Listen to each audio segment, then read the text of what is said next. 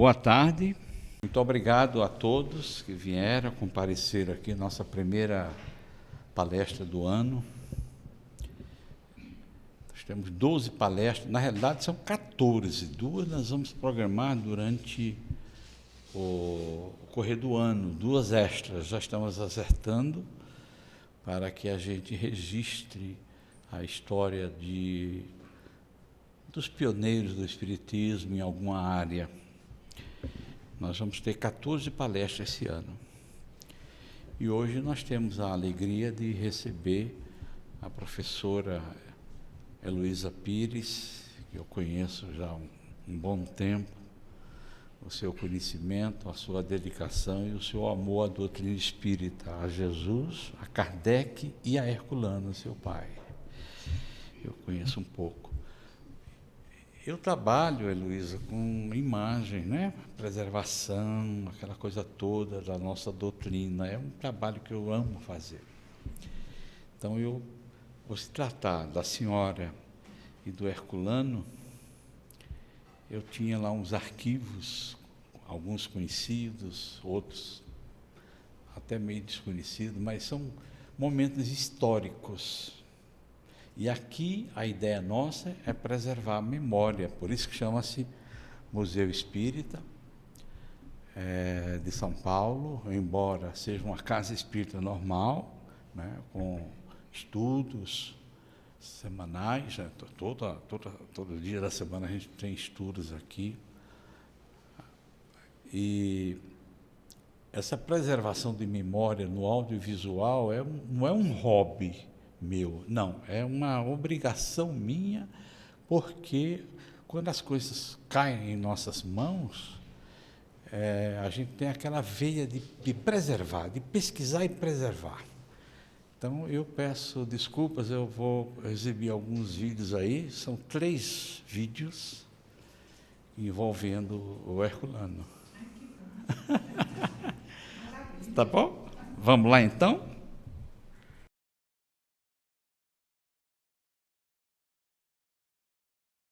Foi no ano de 1857 que circulou pela primeira vez no mundo, lançado em Paris, o Livro dos Espíritos de Allan Kardec.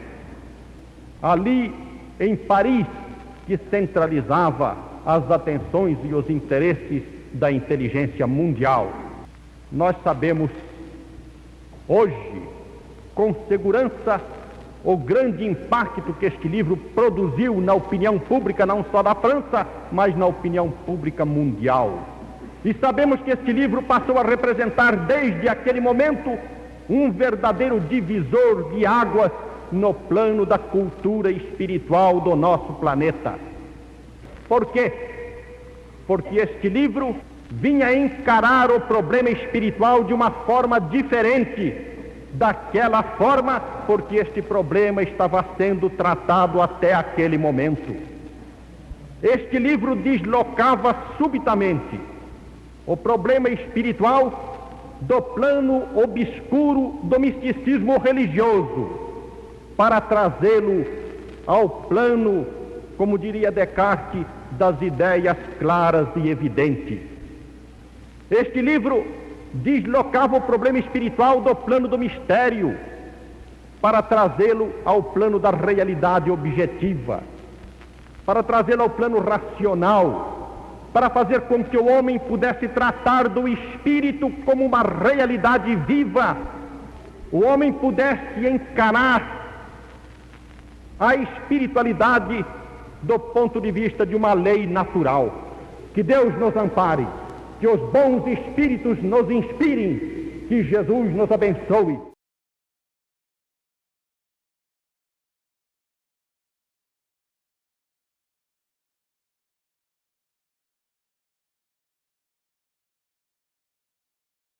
Eu me lembro, entre as suas obras, de algumas obras de psicografia que são bastante importantes do ponto de vista doutrinário para o Espiritismo. Por exemplo, Evolução em Dois Mundos. Eu me lembro que este livro foi escrito psicograficamente por você e pelo Dr. Valdo Vieira. Na ocasião, você morava, se não me engano, em Pedro Leopoldo e o Dr. Valdo Vieira em Uberaba. Verdade. Os capítulos foram dados a vocês dois pelo mesmo autor espiritual que André Luiz, sendo que você não sabia qual o capítulo que o Valdo havia recebido e vice-versa. Bom, eu gostaria que você dissesse alguma coisa sobre isso. Mas queria lembrar também Mecanismos da Mediunidade, que me parece um livro dotado de tanta informação científica atual dos nossos tempos e relacionando todas as conquistas da técnica atual com os problemas mediúnicos, que eu creio que você nunca teve oportunidade de obter conhecimentos pessoalmente a respeito desses assuntos. Eu gostaria que você nos dissesse alguma coisa sobre esses dois livros.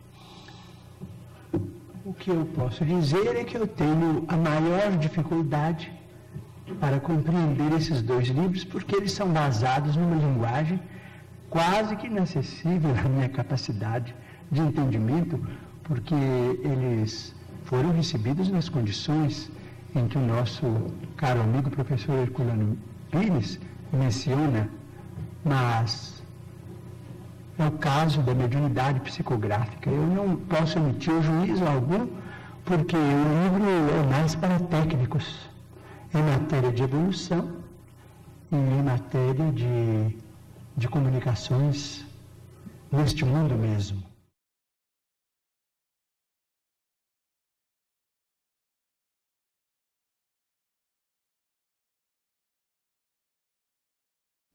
Deixando essas palavras aqui, eu quero dizer a essa gente de amanhã que nós trabalhamos para que o amanhã se realizasse.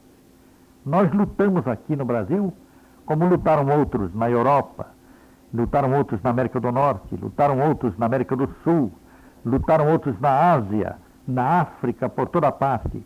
Lutamos para que o Espiritismo pudesse ser estabelecido na Terra como fundamento da nova civilização do mundo do futuro. Assim, nós temos, de certa maneira, um orgulho antecipado, uma satisfação, um encantamento prévio por aquilo que essa gente do futuro estará realizando.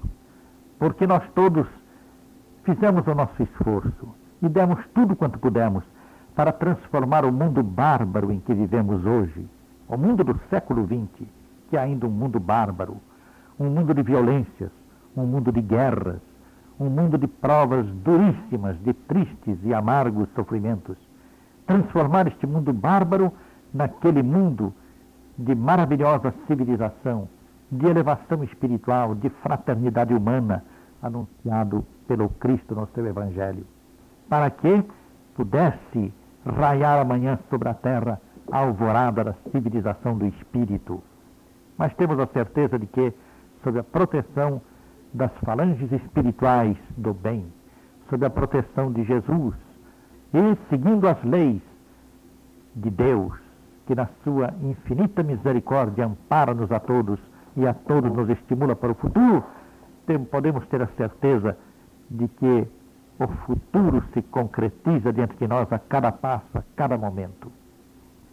É assim que envio daqui, nesta noite de 14 de julho de 1972, em São Paulo, Brasil, no momento em que nós lembramos as lutas, nós queremos dirigir também a nossa saudação neste momento à França de amanhã, a França que viu Kardec nascer, a França que viu o Espiritismo nascer em seu seio, na cidade de Paris, que era então o cérebro do mundo, a França que teve Leon Denis, aquele que Conan Doyle dizia ser um lutador contínuo através do espaço e do tempo, de Gabriel Delany, de Alexandre Delany e de todos os demais, Flammarion, o grande Flammarion, que anteviu a era cósmica com tanta visão, tanta grandeza de visão, a França de todos esses gênios e de todos os gênios que realmente lutaram para que o mundo se transformasse,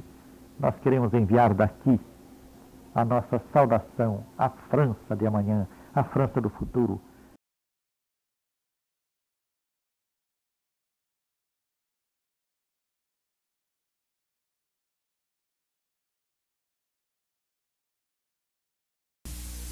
O que seria a caridade? Quem melhor definiu a caridade foi o querido Paulo. Se eu falar a língua dos homens e dos anjos e não tiver a caridade, sou como o metal que soa ou como o sino que tine. E se eu tiver o dom da profecia e conhecer todos os mistérios e não tiver a caridade, eu nada sou. E se eu entregar todo o meu dinheiro aos pobres e entregar meu corpo para ser queimado e não tiver a caridade, isto de nada vale. A caridade é aquele impulso interior que se expressa em amor. A caridade não analisa, não estuda, ela é depois racional, mas o primeiro impulso é de amor. Nós vemos, por exemplo, nas grandes catástrofes, no incêndio de um edifício, na seca do Nordeste, como o povo, 90% é profundamente bom e cede aos arroubos desse sentimento interior que expressa a marca de Deus dentro do homem, o desejo de transcendência, o desejo de um mundo justo, de paz e de amor, onde o mais forte ampare o mais fraco. A caridade é o amor, e ela nos convém profundamente, porque só amando conseguiremos fazer da terra um mundo de paz, de justiça. Só amando conseguiremos fazer de nós mesmos indivíduos felizes, tranquilos, sem medos, sem temores, nos respeitando. Por isso vem o conhece-te de Sócrates. Deus é amor. Na parábola do filho pródigo, Deus não se serve dos seus capatazes para provocar o sofrimento, ou a evolução através da dor. Pelo contrário, Ele é o Pai profundamente amoroso, que recebe com os braços abertos o filho que muito errou, em um perdão incondicional. E diz Herculano Pires, no final do seu livro, Concepção Existencial de Deus, Deus não nos julga. O existente permanece conosco, atenuando nossas provas, facilitando a conquista da evolução. Os espíritos superiores não são capatazes de Deus, não nos chicoteiam para provocarem a nossa evolução. Eles nos amam profundamente, nos compreendem nossa fragilidade, tanto quanto desejam que nós nos compreendamos, nos utilizando desse conhecimento para usar como alavanca para a conquista das virtudes desejadas, que se expressarão em paz, felicidade, tranquilidade, ainda nos mundos difíceis. 31, na FEB, em Brasília. Estava sentadinho o Jordão da Silva, aquele de cabelinho Sim. branco, em pé Eurípides de Castro, pai da Marília de Castro. De Castro. Pois é. O século de imagens, né? O século XX.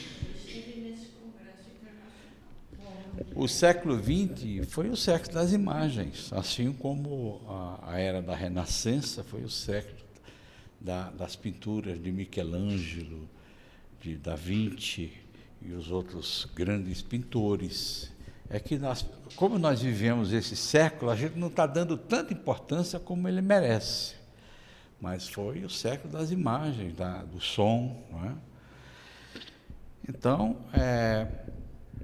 nós gostaríamos de, primeiramente, antes de chamar a professora, chamar aqui a Sônia para sentar aqui na mesa. A Sônia.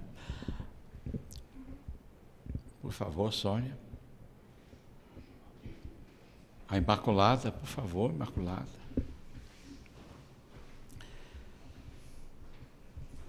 E o Taiguara. Taiguara, por favor. Pode sentar.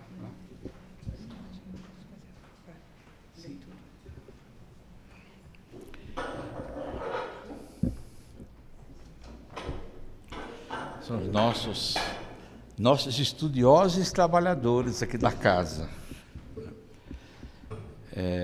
Vou chamar agora a nossa irmã Josi, para fazer a prece de abertura, por favor. Boa tarde a todos. Do livro Da Esperança do Espírito Emmanuel, de Francisco Cândido Xavier. O Espírita.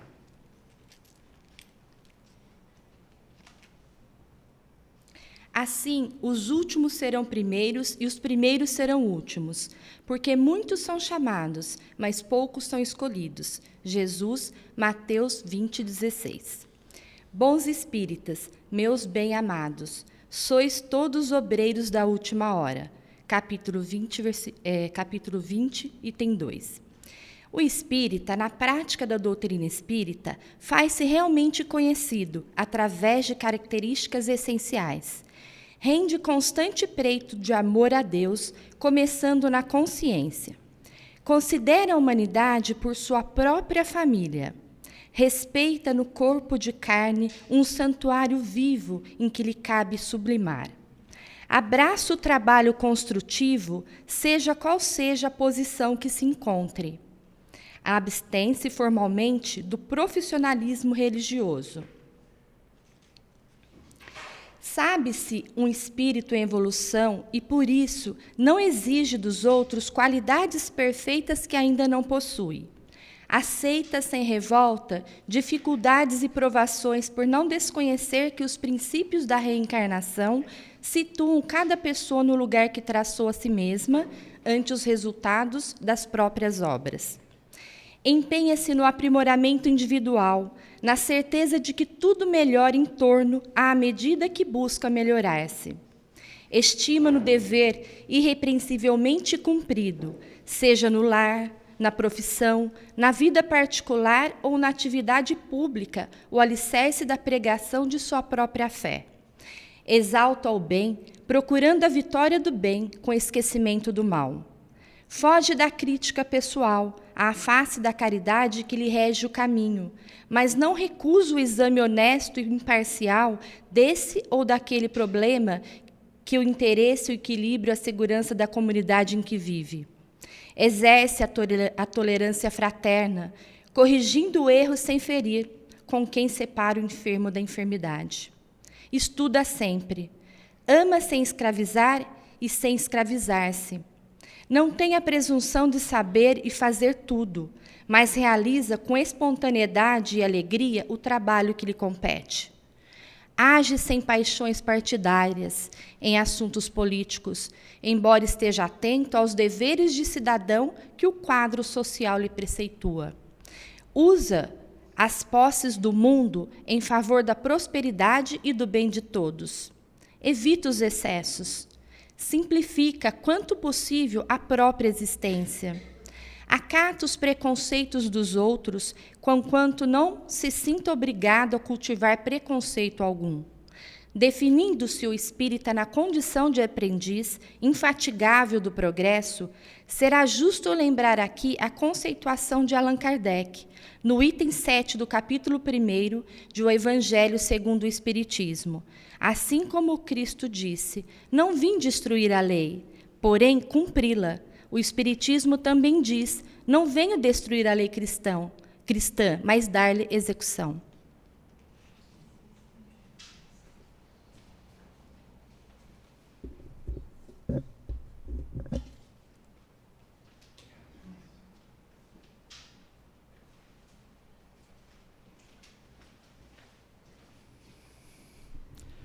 Vamos agora fazer a nossa prece, pedindo à espiritualidade amiga que permitam que as nossas antenas estejam voltadas para o aprendizado do que vamos receber hoje através da professora, educadora, espírita, cristã, Heloísa Pires. Jesus, divino amigo, iniciamos nesta tarde o ciclo de palestra do Museu Espírita de São Paulo, onde nos candidatamos a aprender cada vez mais, Senhor, os ensinamentos que trouxeste à Terra para nos educar na fraternidade, no amor e no progresso espiritual. Rogamos, Senhor, que cada palavra que vamos escutar aqui hoje sobre Herculano Pires, sobre sua obra, que tanto amou a Ti, Senhor, e é um dos pioneiros da nossa doutrina no século XX. Aquele que Emmanuel chamou como o metro maior que mediu Allan Kardec. E que, ao mesmo tempo, os conhecimentos que vamos adquirir aqui hoje sirvam para também homenageá-lo, lembrando ele neste dia, nesta tarde, em São Paulo. Esse São Paulo que ele também tanto amou. Assim, Senhor, nós agradecemos mais uma vez também a presença espiritual que sempre nos orienta para que estejamos sempre no bem. Assim seja. Professora Heloísa Pires, de vez em quando a gente se encontra na casa da Nena, né? É escritora, é uma educadora, e que eu sempre que ia na casa do casal que fundou esta casa, doutora Elza e doutor Paulo, eles falavam muito do Herculano, falavam muito da dona Virgínia, sua mãe, e sua tia, e da senhora também, e eles tinham um carinho especial pela família do Herculano. E uma coisa que me marcou, né, porque ela falou, o Herculano vinha para a nossa casa de ônibus. Ele não dirigia, né? Ele vinha de ônibus. E também, agora mesmo, recentemente, a questão de 5 anos, quando o doutor Paulo ele começou a ficar bastante doentinho, né, que ele morreu com mais de 90 anos, a doutora Elza disse-me que ele costumava receber visitas de vários espíritos, e um deles era o Herculano, que visitavam eles. O Herculano, Júlio Abreu Filho, que eram todos amigos, o Canuto Abreu, Carlos Jordão da Silva, que a senhora mencionou, né? Esse pessoal aí que, no centenário da doutrina espírita, em 1957, eles estavam juntos, por sinal foi o doutor Paulo que reuniu todo mundo, junto com o pessoal da USE, para comemorar o centenário da doutrina espírita. Essa fala do Herculano a respeito do Livro dos Espíritos foi justamente naquele dia, foi feito no Pacaembu, no ginásio do Pacaembu, a comemoração, e o doutor Paulo gravou tudo isso naquela época. Nós encontramos aí vários rolos de fitas, aquelas fitas grandes, né, os gravadores de rolo, e nós digitalizamos, tem que ficar para a humanidade futura, né? O Herculano mesmo, depois ele gravou aquele depoimento para o Jorge Risini, dizendo sobre o futuro. Então, e a professora vem falar sobre o seu pai, sobre Herculano, sobre o filósofo, jornalista, poeta.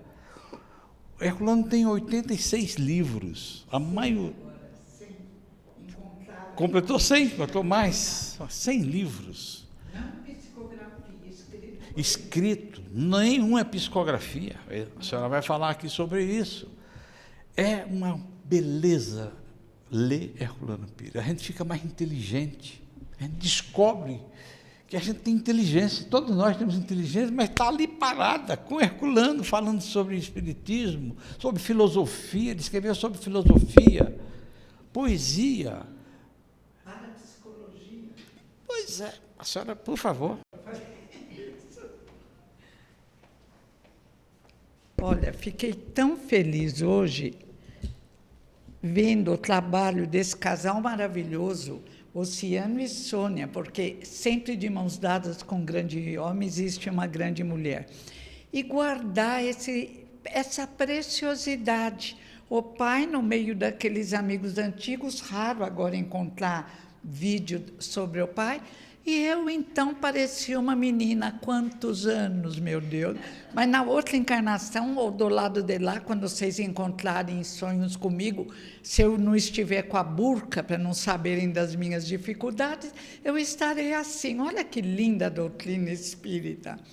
Tarde de alegria, de luz, e meu coração se ilumina mais ao falar sobre o meu querido pai. Escritor, jornalista, bom esposo, bom pai, como minha mãe disse quando ele desencarnou. Herculano nunca me decepcionou. Herculano é um exemplo de coerência e passou a vida divulgando o espiritismo, idealista, nunca ganhou dinheiro com o espiritismo. Trabalhava nos diários associados, se aposentou por lá, ajudou a construir, a formular, a realizar a Faculdade de Filosofia de Araraquara, que ele foi fazer a faculdade, embora, como diga Clóvis Tavares, já fosse um filósofo completo, foi com mais de 40 anos, quando a vida acalmou um pouco economicamente e ele pôde realizar seu sonho, graças a prêmios recebidos também pelos livros publicados. Sintetizando Herculano, eu diria amor, humildade, amor que Jesus ensinou, humildade. Ele dizia sempre, está escrito num texto que eu recebi, ele dizia sempre, somos apenas alunos no planeta Terra. Vamos largar de vaidade, somos alunos. Se Herculano se dizia aluno, se Chico Xavier se dizia um cisco, nós temos que lembrar que no meio desse universo incrível que nos aconchega, temos que crescer espiritualmente. Outro dia minha filha falou, o que você, entre os 5, o que você mais deseja, minha mãe? Falei, evoluir. Está difícil, mas evoluiremos. Fazer da Terra um mundo de paz. E foi isso que Herculano nos ensinou. Nasce em Avaré. O pai tinha uma gráfica. A mãe tocava piano, a minha avó era lindinha, loirinha de olhos azuis. Eu pensava, puxa, podia ter herdado os olhos da avó. Ninguém herdou. O meu avô paterno também tinha olhos verdes, todos de olhos castanhos. E o pai do meu pai, ele, com o tempo, ele era médium e nunca quis saber de mediunidade. Então, ele ficou meio perturbado. E Herculano assumiu o lugar do pai. A tia Piquitita, a única irmã viva dentre os 8, inclusive um do coração, o querido Nego, a tia Piquitita diz ainda hoje, ela mora em Avaré, está com 92 anos, e ela diz, Herculano é também meu pai, porque quando meu pai não pôde nos auxiliar mais, era ele, o irmão mais velho, que nos atendia. A tia Lourdes, que desencarnou em Bauru, e o Richard Simonetti a conhece bem, também testemunhava, Herculano foi meu pai. Mas ele não foi só pai das irmãs e dos irmãos.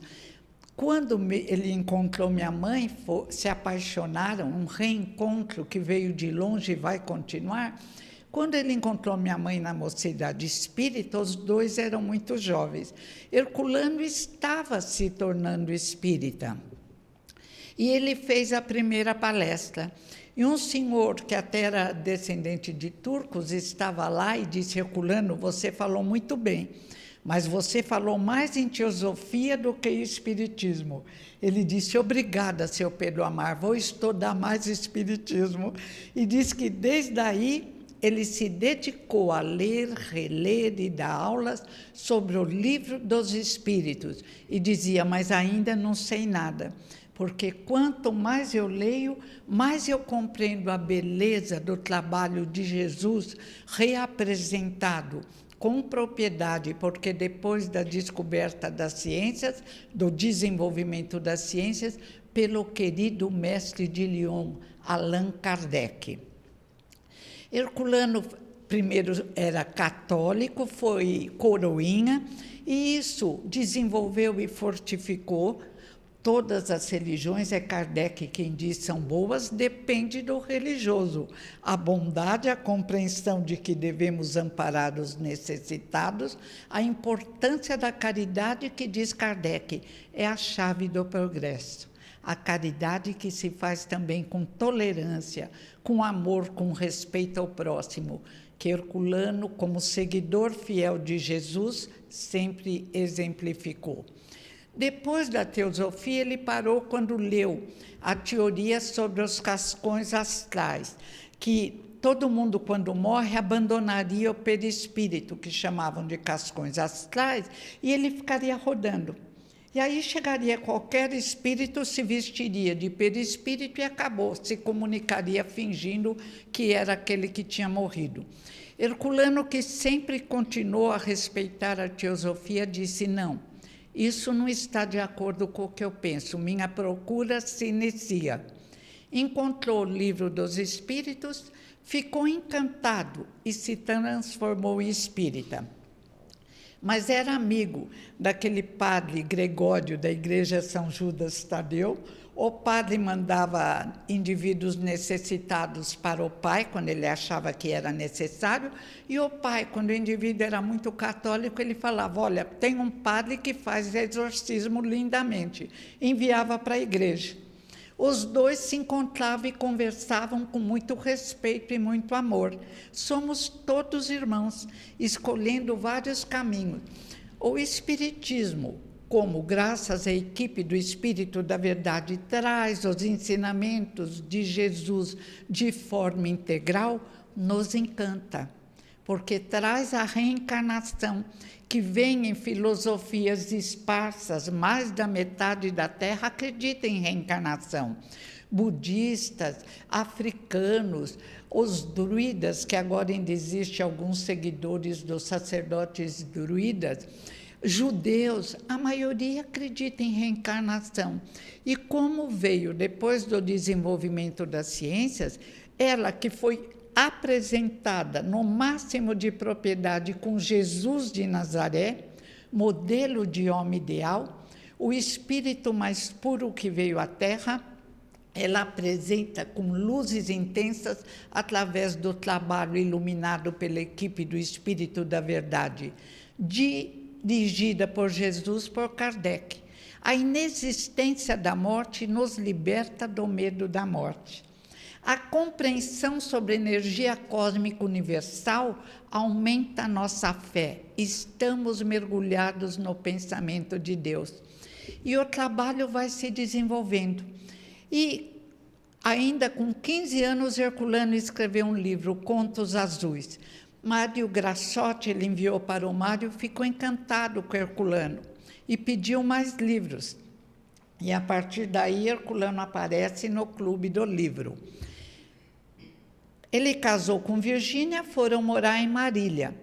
Tinha um jornal, ele comprou um jornal que venderam barata porque ia à falência. E o jornal cresceu, mas veio a guerra. Aí problemas vários fizeram com que vendesse e viesse para São Paulo. Quando nós viemos para São Paulo, já em Marília, minha avó Dininha, muito querida, que eu não conheci, desse lado, mas amo da outra e tenho a impressão de que sonho com ela, sonhos indefinidos, minha avó Dininha desencarnou. Os filhos, meu avô ficou com aquela filharada. Meu avô casou para a época tarde, a avó era um pouco mais velha que ele. Ele amava aquela mulher e disse que não casaria novamente. Aí meu pai disse: Bigi, o seu Ferraz, que era meu avô, não pode ficar sozinho com tantos filhos. Convide-o para morar conosco.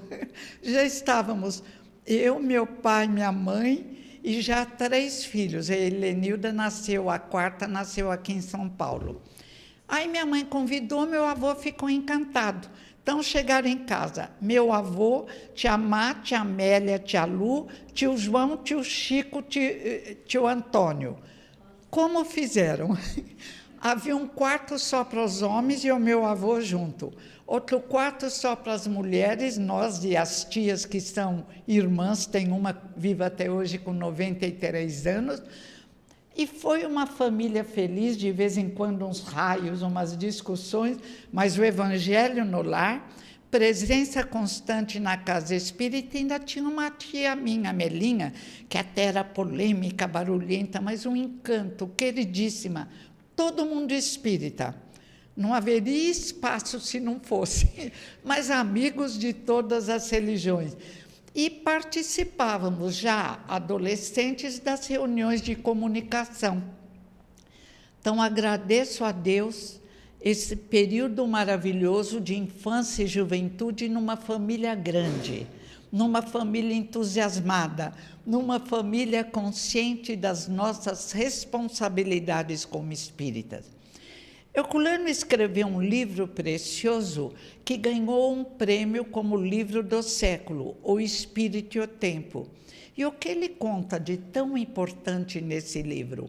Ele vai falando sobre os horizontes culturais, mostrando o crescimento do homem através da mediunidade, mas como diz Kardec, médium é todo aquele que sofre de alguma forma influência do mundo espiritual. Todos nós sofremos, escolhemos que influência vamos sofrer. Pensamentos bons, diz a Gênese no trabalho magnífico de Kardec, nos ligam a espíritos bons. Pensamentos de desânimo, de inveja menores, nos ligam às necessidades da terra. Daí a importância que Jesus ensinou.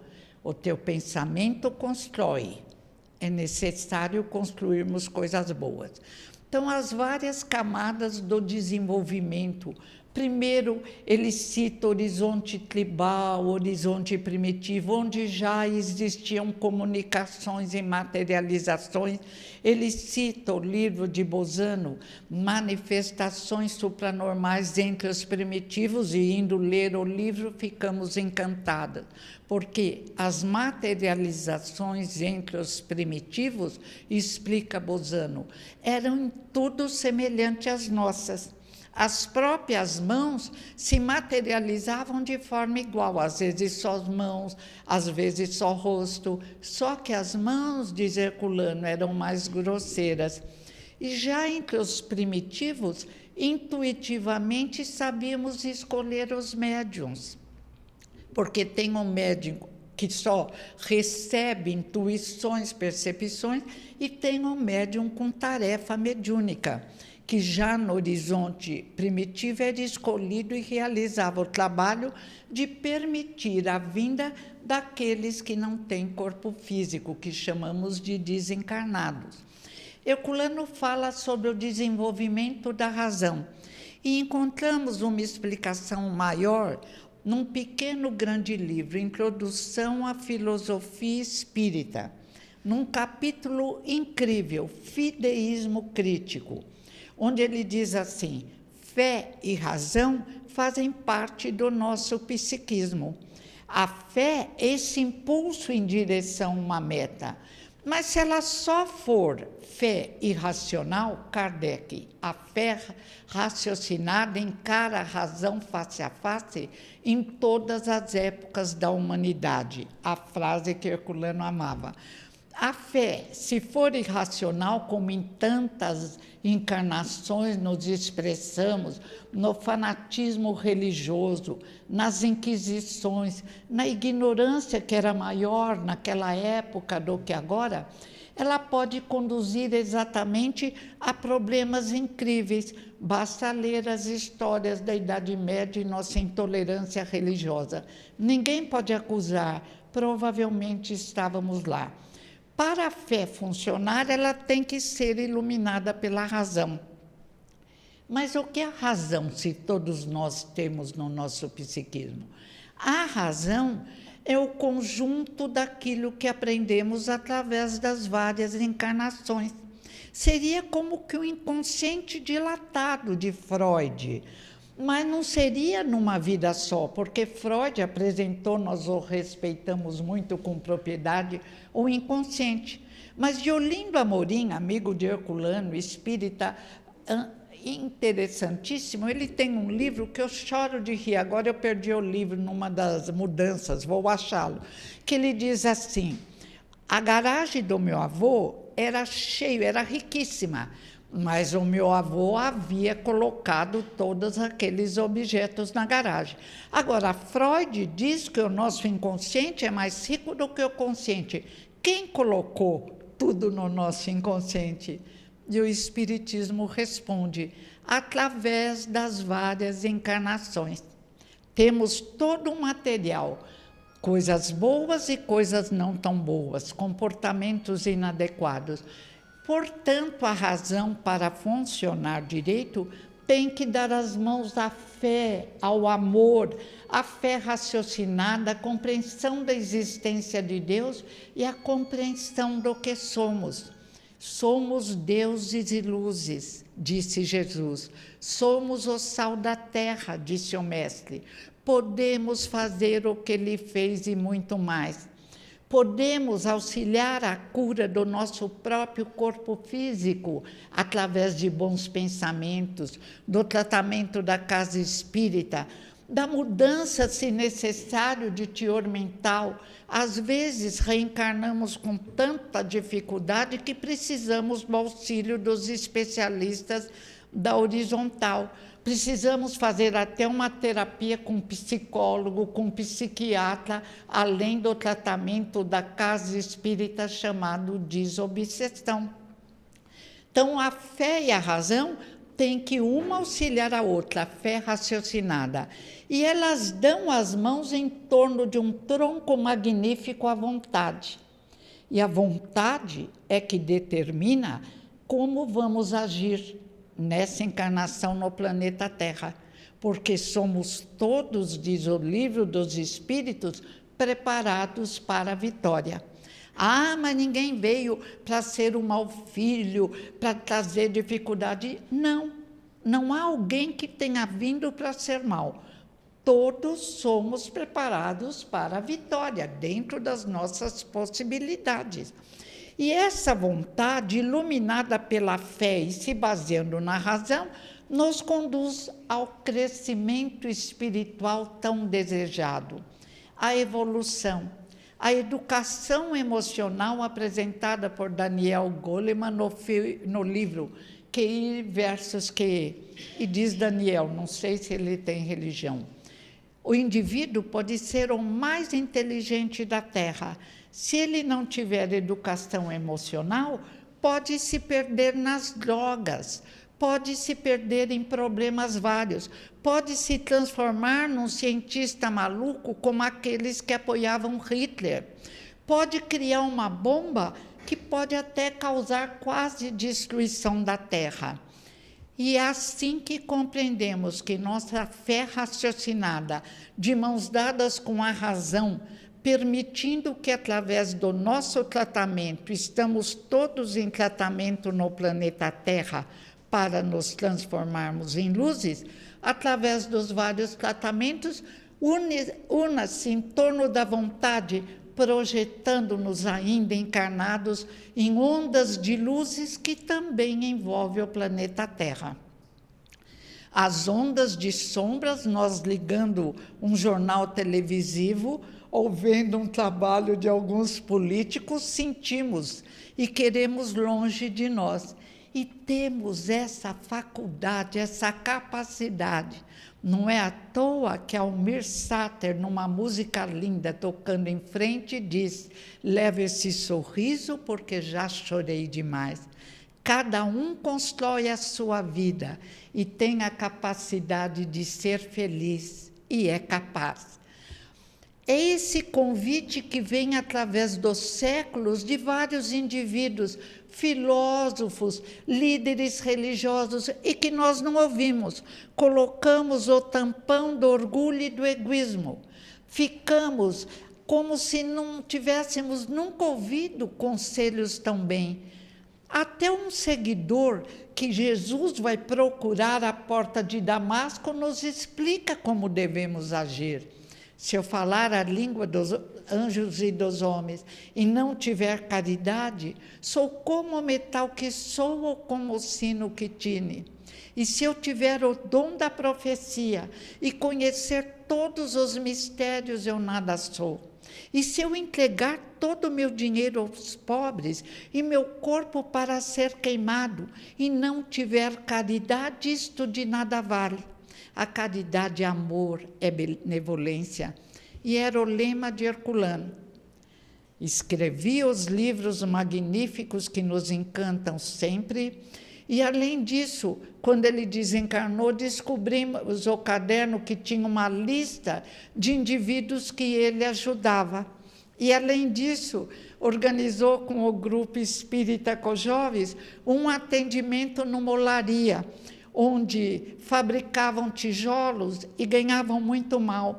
Então, o doutor Fernando Binesi, que dirige a veterinária da USP, está conosco até hoje, trabalhava. O doutor Nilson, que já desencarnou, o doutor Antônio Tedesco, vários jovens naquela época, agora todos com mais de 70. O tempo passou. Trabalharam durante anos. Depois, a olaria fechou e eles se espalharam, já em melhores condições, alguns haviam estudado. Então, eu digo, não pode ficar mergulhado só na intelectualidade sem amar o próximo, sem entender que somos todos irmãos e que o mais forte tem que amparar o mais fraco, e que não vamos levar para o mundo espiritual os títulos universitários, o extrato bancário, dinheiro adquirido, nada. Por isso, Jesus disse, quem quiser salvar a sua vida, perdê-la, mas quem a salvar por a mim e ao Evangelho, esse será salvo. A sua semeadura será preciosa. Espalhando as sementes de amor que Jesus nos trouxe, encontrará na colheita aqui ou no além um jardim maravilhoso, com flores e frutos preciosos. Este é o convite da doutrina espírita. Herculano ainda apresenta esse convite tão bom e valeu muito. Eu era muito jovem e eu pensava, eu vim, provavelmente não sei de que doutrina, mas tudo bem, fui bem educada e tenho que aproveitar esses ensinamentos. Eu achava que o sofrimento era a única forma de evoluir. Eu trazia isso no meu inconsciente. Com Herculano, eu fui mudando de opinião. Com Kardec, que ele nos apresentava uma vez por semana, viu o Evangelho no Lar e estudo da doutrina espírita. Uma vez por mês, a vizinhança vinha nas tertúlias. Não se falava espiritismo, mas era só Jesus e ideias espíritas. A maioria se tornou espírita dos vizinhos. Ele escreveu um livro lindo, explicando como Kardec explicou, Herculano como discípulo fiel de Kardec. Kardec, em questão de espiritismo, é o que, no nosso estágio de evolução, podemos compreender e aprender no livro O Mistério do Ser ante a Dor e a Morte. Nesse livro, ele diz que nós, espíritas, criamos como que um aquário. Quando reencarnamos, criamos a ideia de que estaríamos como peixes inertes, sem vontade, nesse aquário, sujeitos ainda aos capatazes de Deus que viriam nos chicotear para nos fazerem crescer. Muitas vezes os chamamos de obsessores. Outros religiosos dão outros nomes. Minha filha foi fazer um curso de cabala, ela é muito curiosa, e ela diz que chamam esses que nós inventamos também de oponentes. Tolice, Deus é amor. Não estamos fechados num aquário, estamos com a mente ligada, aberta para todo o universo, depende de nós. A telepatia é provada cientificamente pela ciência tradicional e usada para fins de espionagem pela Rússia e Estados Unidos desde 1941. Quando não existe possibilidade alguma de nos comunicarmos, como aconteceu com astronauta e pessoas que estavam em outra região, quando existem barreiras elétricas, magnéticas, climáticas, a telepatia permite a comunicação. E uma parapsicóloga e seu marido e vários parapsicólogos conformaram, Somos mentes extrafísicas. A mente não é física, não está aprisionada no cérebro do corpo físico. O espírito, nós, centelhas etéreas, luzes, revestidos no nosso estágio de evolução de perispírito, corpo de energia, ainda com as luzes apagadas, pelo menos as minhas ainda não se acenderam. Quando encarnados, pensamos, mas a mente é extrafísica, se manifesta através do pensamento do espírito e precisa agir sobre o cérebro do corpo físico para se expressar no mundo dos encarnados. Se houver uma lesão no cérebro do corpo físico, assim como um grande pianista, vamos lembrar de Paulo Martins, não consegue mais tocar com a propriedade de antigamente as suas músicas, porque as mãos não o ajudam, há um probleminha também no cérebro, assim também nós, se tivermos lesões no cérebro do corpo físico, temos dificuldade, ainda que conservemos a capacidade de pensar, de nos expressarmos através do corpo físico. O físico cadeirante Hawke deixou um exemplo magnífico. Com lesões no sistema nervoso, não conseguia andar, não conseguia mais falar. Mas Deus não por acaso conservou o discernimento de Hawke. E ele nos deixa uma mensagem preciosa. Um convite a olharmos ao universo, a não ficarmos presos ao barro da terra. Superou dificuldades, elevando os olhos e sabendo que poderíamos nos tornar melhores, largar, abandonar depressões, problemas vários, olhando esse universo que ele nos apresentou tão bem em seus livros. Nunca reclamou. Foi traído pela primeira esposa, não falou nada, pegou a roupa e saiu. Foi abandonado pela segunda, aceitou. Só pena que ele não aceitava Deus, porque eu acho que ele não queria o Deus que ele julgava que nós acreditamos, um velho de barbas brancas. Mas acredito que ele aceite a pergunta primeira do trabalho de Kardec, dirigido pela equipe do Espírito da Verdade do Livro dos Espíritos. O que é Deus? Resposta: inteligência suprema do universo, causa primária de todas as coisas. É claro, se existe um fato, existe alguém que o construiu. O caos não constrói nada. E sobre Deus, Herculano também tem eu falei já sobre quebrar o aquário, eu fico tão entusiasmada que quero apresentar, vamos devagar, Dona Elô. Eu falei sobre o aquário, quebra o aquário, não existe, o Espiritismo veio provar que o aquário não existe, que não existe o céu nem o inferno, que somos nós que criamos a plataforma espiritual que nos é própria, encarnados ou desencarnados, em qualquer local do universo onde nós estivermos, somos aquilo que construímos. E vamos construir melhor. E não existe capatazes de Deus. Ah, mas os obsessores, vamos pensar, os maiores obsessores, quem atrai o obsessor somos nós mesmos. Gênese de Kardec.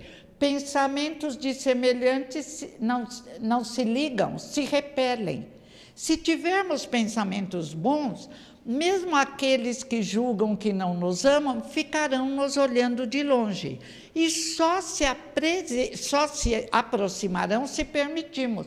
Chico conta a história que havia um obsessor, entre aspas, olhando o Chico, aí falou, vou embora, esse homem não tem jeito, ele fica só trabalhando e não tem um pensamento errado.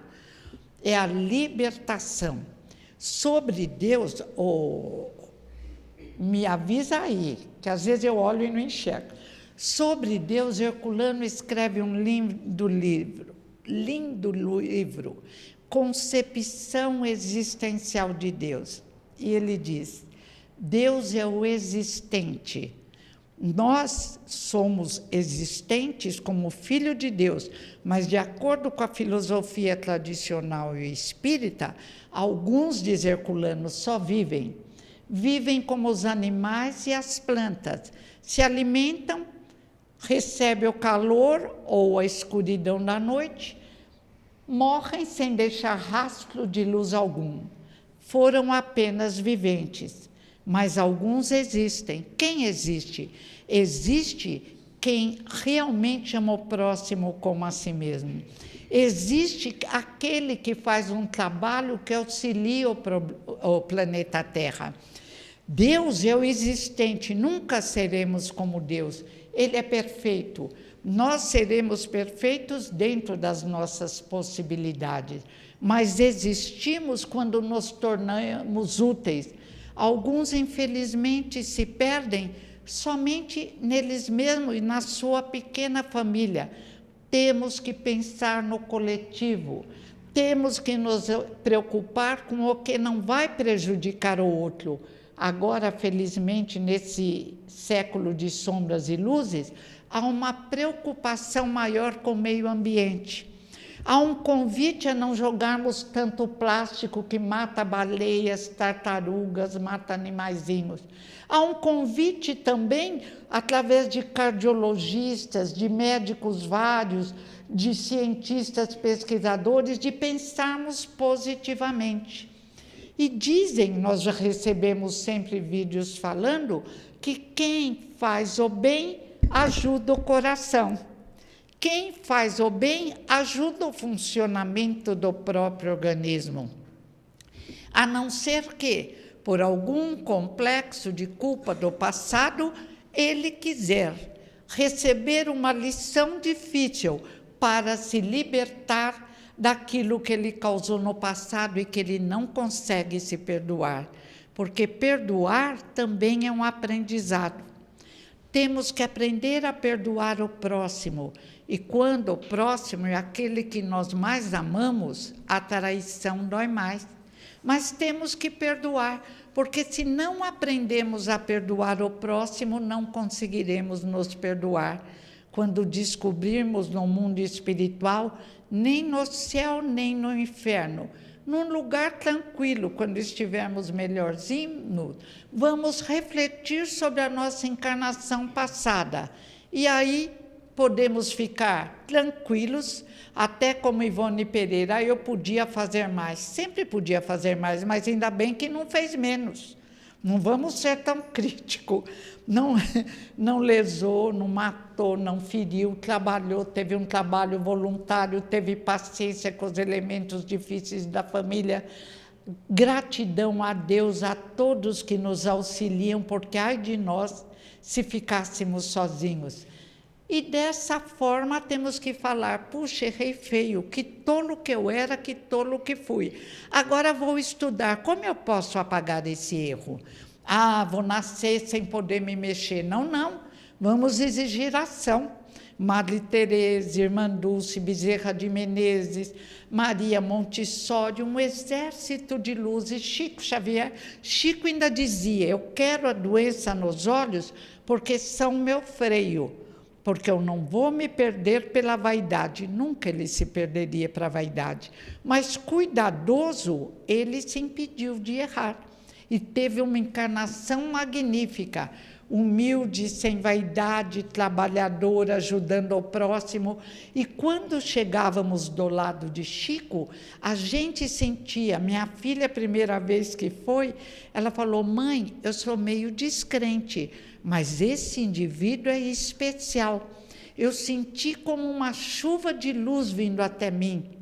Que coisa linda, mãe. Aí ela não se conformava de Chico estar sentadinho, atendendo a todo mundo. Ela falou no ouvido dele, Chico, eu tenho um chocolate, você gosta de chocolate? Ele falou, eu gosto. Ela tirou e pôs no bolsinho do Chico. E ficou feliz olhando. O Chico cortava com toda educação e delicadeza um pedacinho e chupava, punha na boca. Ela falou, mãe, ele precisava de energia, porque ele está doando para todo mundo. Que ele receba também nosso abraço.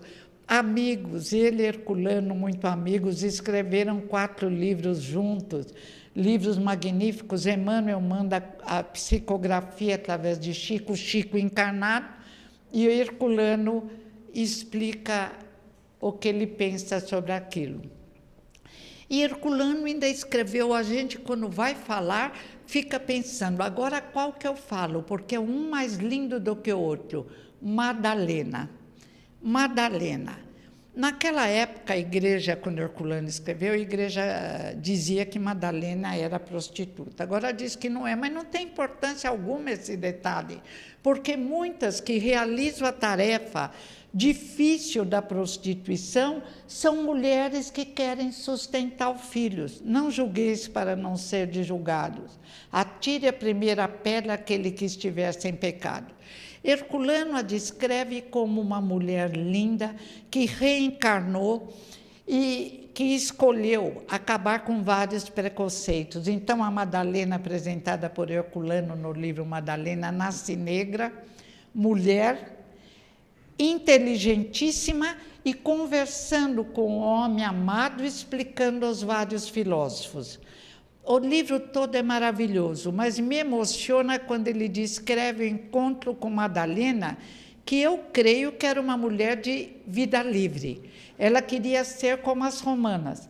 Para o meio judaico, para os judeus, ela era imoral, ela conversava com os homens, ela fazia reuniões, tertúlias na casa dela e discutia problemas filosóficos. Mas não, ela era uma mulher inteligente, só que ela teve alguns amores ou maridos, não sei. Não casou com Jesus, bobagem. Nós não conseguimos compreender outras formas de amor? O que é isso agora? Jesus estava acima dos nossos costumes. Energia sexual é maravilhosa, mas se expressa de outras formas em dimensões melhores, em dimensões luminosas. Existem outras formas de vida, outras formas físicas. Temos que dilatar nossa visão. Madalena encontra Jesus e é lindo. Ela diz assim: Senhor, obrigada. Pela primeira vez encontro um homem que não olha para a minha beleza física, mas olha para a minha alma. Obrigada, Senhor. Agradeço também, Senhor, porque aprendi que existe a razão humana e a razão divina.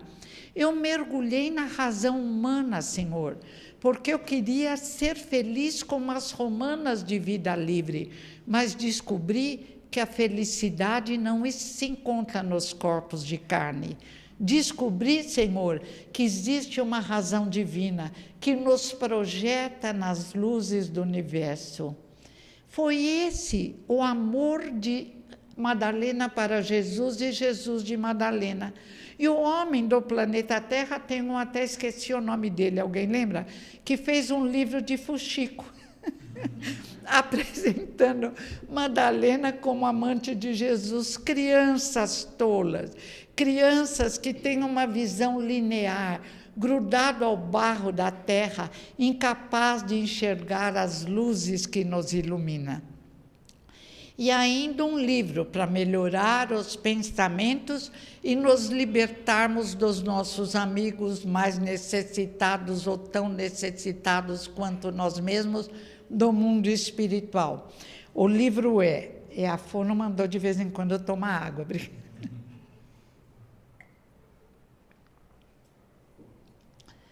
Um pequeno... depois ainda vou falar sobre o reino, também um pequeno... São tantos... Obsessão, passe, doutrinação. O que é obsessão? Kardec. É o domínio que espíritos inferiores exercem sobre nós. Como nos livrarmos da obsessão? Kardec é o mestre de Herculano. Jesus é o mestre maior, depois Kardec. Mas Herculano também dá os seus palpites, faz a sua prova de aprendizagem. Ele diz, num outro livro, O Ser e a Serenidade, procura a perfeição, nunca te deixes abater, supera as circunstâncias. Procura a perfeição, faça as coisas bem feitas. Se você quer ver um programa de televisão, procure o melhor programa. Não ligue em novelas idiotas, que você vai ficar perturbado. Tem uma amiga da minha filha completamente perturbada. Ela pensa que a vida é uma novela e está descobrindo entre lágrimas que não é uma novela. A vida real exige inteligência, discernimento e precauções. Procura a perfeição. Até se vai pregar um botão numa camisa, prega direito, senão amanhã vai ter que pregar de novo e às vezes perde o botão, tem que comprar 8. E aí tem que repregar tudo. Nunca te deixes abater. Outro dia eu vi o testemunho de um senhor que estava ensinando como sobreviver num afogamento. Ele falava, primeiro, não entra em pânico. Se entrou em pânico, já vai engolir água e babau. Então, nunca te deixes abater. Problemas existem, Bezerra de Menezes, são ingredientes de evolução. Tem um problema? Respira fundo, faz uma prece, se liga ao plano espiritual superior, peça ajuda a Deus. Quando eu quero falar com Deus, Roberto Carlos, eu apenas falo. Tem ainda aquela prece linda, o Pai Nosso, que Herculano faz até várias vezes durante minha vida toda, e até naquele programa do Bradesco que ele fez durante vários anos. O Pai Nosso, simples, todo mundo entende, resume, mas depois fale sobre suas aflições.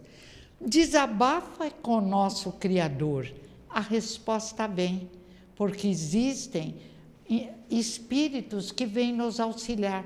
Porque acabando o pânico, nós conseguimos estabelecer um canal luminoso com a espiritualidade superior. Então, temos condições, senhores do nosso destino, no aqui e no agora, a modificar situações, a tornar situações difíceis mais leves, a descobrir caminhos no meio de um cipoal no qual nos metemos, que criamos. Armadilhas várias. Outro dia minha filha estava com uma alergia. Ai, mas se for. Ai, mas se for. Eu falei, você quer parar de construir? Não é nada. Mas se for alguma coisa, a gente vence do mesmo jeito. Que coisa, por que eu vou ficar construindo se ainda não houve nada? É como agora, uma hora mais difícil da Terra, muitas loucuras se manifestando, nós oramos, imaginamos luzes envolvendo a Terra, aqueles que estão meio perturbados, como o Trump ou do Irã, envolvendo em luzes e confiando em Deus. E eu já vou encerrar, com só um trechinho do livro O Reino. Jesus implantou na Terra o reino mais lindo, mais fascinante, o reino de Deus. Mas é preciso despertá-lo em nosso coração para entrarmos no reino de Deus. Um homem morreu, era muito rico e queria levar os bens da terra. E pelo pensamento ele juntou sua fortuna e tentou entrar no reino de Deus. A porta estava aberta, mas os pacotes o impediam de entrar. Ele rola e cai no poço da iniquidade para recomeçar a aprender. Aí chegou um pobre e falou, eu vou entrar. Eu fui muito pobre, eu comi mal, eu vi mal, abrindo parênteses, não sabe as encarnações passadas, mas não impede que os ajudemos, fecha parênteses. Quando ele quis entrar, não entrou. Por quê? O seu coração estava pesado de revolta, de maus pensamentos, de vibrações erradas, porque ele tem e não eu. E aquele coração revoltado levou também para o abismo da iniquidade. Ou seja, precisamos agradecer experiências fáceis e difíceis. Precisamos amar ao próximo como a si mesmo. Precisamos nos comportar como indivíduos racionais. Só estamos bem quando todos estão bem. Já teve um filósofo que disse, se uma borboleta bater as asas em qualquer ponto do universo, eu sentirei o bater de asas da borboleta. Então, o sentido da vida é aprendermos a viver. E aprender a viver é nos considerarmos todos irmãos, trabalhando unidos para a construção de uma terra de paz, de regeneração e de amor. Obrigada, Herculano, mas obrigada, Jesus e Kardec, nossos grandes mestres. Obrigada a vocês pela atenção.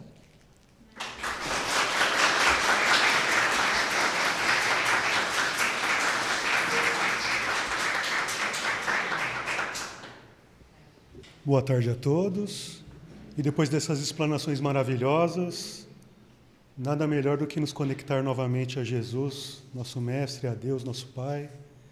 E assim eu peço a todos que se sintam confortavelmente em suas cadeiras, elevem seus pensamentos. Agradecemos, Pai, pela oportunidade da vida, pela oportunidade de estar aqui, presenciando o seu Evangelho, a trajetória de irmãos maravilhosos, que nos instiga a continuar ao seu caminho. Pedimos também, Pai, que da mesma forma que nos trouxestes aqui, que também nos conforte e nos permita chegar em nossos lares, nos nossos ambientes que nós partimos daqui, levarmos daqui o Evangelho e continuar esta tarefa de amor e de amizade, agora e sempre. Que assim seja, graças a Deus.